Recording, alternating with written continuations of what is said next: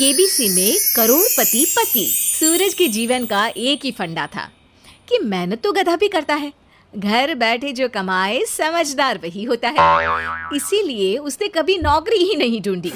इस बात से हालांकि उसकी पत्नी शिखा बिल्कुल भी अग्री नहीं करती थी, पर फिर भी सूरज को समझाना बेकार था।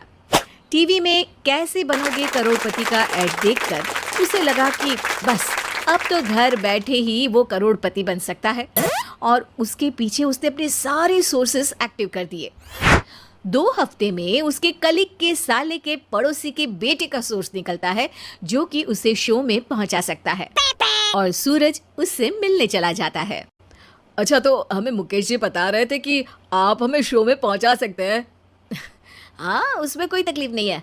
मैं कल अगर कोशिश करूँ तो इसी महीने में आपका नंबर आ जाएगा। अरे ये तो बहुत बढ़िया हो गया। अच्छा, वो सिलेबस और क्वेश्चन पेपर का कोई जुगाड़ है क्या? उसका तो कोई जुगाड़ नहीं है। तो वो वाकई में कुछ भी पूछ सकते हैं? हाँ, वो तो बच्चन जी पर है, जो पढ़ते हैं वो पूछ लेते हैं। पहली कोशिश फेल होने पर अब सूरज के सामने एक बहुत बड़ा सवाल था कि आखिर जवाब कहाँ से लाए। तब शिखा ने एक सजेशन दिया, क्यों ना सूरज अपने चचेरे भाई सुमित से मदद मांगे, जो कि यूपीएससी की तैयारी कर रहा था। हालांकि इतनी मेहनत करना सूरज को समझ में नहीं आता था, पर कोई और रास्ता ना मिलने पर वो आखिर सुमित से बात करता है। अरे सुमित, हमारा कैसे बनोगे करोड़पति के लिए सिलेक्शन होने वाला है। तुम हमें थोड़े चिट बनाने में मदद करोगे क्या? अरे भैया, चिट बनाए तो सालों हो गए, उसमें हमारा एक्सपर्टीज नहीं है, बल्कि आप बोलो तो हम आपकी पढ़ने में जरूर मदद कर सकते हैं। हट, कैसी अनाप शराब बातें कर रहा है तू। सूरज ने सुमित को मना तो कर दिया था, पर तैयारी करने के सिवाय कोई चारा उसे दिख भी नहीं रहा था, खासकर जब 12 के पेपर लीक करने के एक्सपर्ट शुक्ला जो भी हाथ जोड़ लेते हैं। आखिर सूरज को सुमित के पास जाना ही पड़ा, और उसने सुमित और शिखा से वादा किया कि वो बहुत मेहनत करेगा। 1 महीने की तैयारी के बाद फाइनल हुआ कि शो से 1 हफ्ते पहले एक ट्रायल खेला जाएगा, जहां पर सारे रिश्तेदार ऑडियंस की जगह पर होंगे और शिखा सवाल पूछेगी। दूर दराज से भी रिश्तेदार आकर हाजिर हो गए देखने कि आखिर कैसे बनेगा सुमित करोड़पति। सब कुछ सेट था, और इतने में सूरज आकर अपना स्पीच देता है।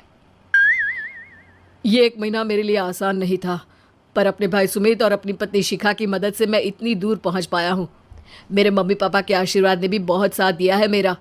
मैं उम्मीद करता हूँ कि आज के शो में आप लोगों को बहुत मजा आएगा। साक्षी पहला सवाल पूछती है और पूरे कमरे में सन्नाटा छा जाता है। इंडिया में कितने स्टेट्स हैं? 3, सॉलिड, लिक्विड और गैस। अरे रुकिए, तो ऑप्शंस तो देने दीजिए। इतने में 5वीं कक्षा का चिंटू बोल उठता है। अरे क्या मामा, आप तो पहले सवाल पर ही आउट हो गए। अरे बेटा, पहला सवाल तो ट्रायल होता है ना। अरे तुम अब देखना। देखने जैसी बात तो थी ही। सूरज को इतना शांत किसी ने नहीं देखा था। कभी कभी तो लगता था मानो सूरज आंख खोलकर ही सो गया हो। मामा जल्दी करो प्लीज, कल सुबह पनवेल भी तो निकलना है। अरे हट, कंसंट्रेट करने दे मुझे। 3 सवाल में 3 लाइफ लाइन खत्म हो चुकी थी, और अब चौथे सवाल पर भी सूरज का मौन नहीं टूटा, पर सूरज अभी भी हार मानने को तैयार नहीं था। उधर हर कोई सूरज को छोड़ सुमित को देख रहे थे। आखिर सुमित ने ही तो पढ़ाया था सूरज को। गजब बेइज्जती है यार। अरे बेटा, तो बाप का, दादा का, भाई का, सबका नाम बुड़वाएगा। अरे 3 लाइफ लाइन ले ली तो भी तेरा कुछ नहीं होना है। अरे कोई इतनी बात करता है क्या शो पर? अरे बेटा, शो पर तेरे जैसे भी तो नहीं आते ना। सूरज की ये जंग आखिर 1 घंटे बाद 5वें सवाल पर खत्म हो गई, जब उसने इंडिया के नेशनल बर्ड का नाम कहा, कौवा। अरे बेटा, मजा तो बहुत आया, बस थोड़ा टाइम पर खत्म होता तो आनंद भी आ जाता। ताने बारिश के बूंदों की तरह बरस रहे थे, और सूरज को भी समझ आ रहा था कि ये करोड़पति बनना शायद उसके बस के बाहर की बात है। पर वो आखिर ये बात मान कैसे लेता? वो सख्त लौंडा जो ठहरा, उसने सोचा कि बेइज्जती तो हो ही चुकी है, पर अगर मैं हार नहीं मानूं तो शायद कुछ हो सकता है। शिखा तुम देखना, असली शो में आग लगा दूंगा, आग, करोड़पति बनूंगा मैं। हाँ सब्जियां खत्म हो गई है घर पे, ले आओ। पहले पति बन जाओ, फिर करोड़पति बनना। अरे गजब बेइज्जती है यार। बेटा अभी तो घर पर ही हुई है, 1 हफ्ते में तो तुम देश के सामने करवा कर आओगे। वैसे जब टीवी पर जाओ ना तो बस अपने मम्मी का ही नाम लेना, ठीक है? कोई पूछे तो बोलना कि पापा नहीं है मेरे।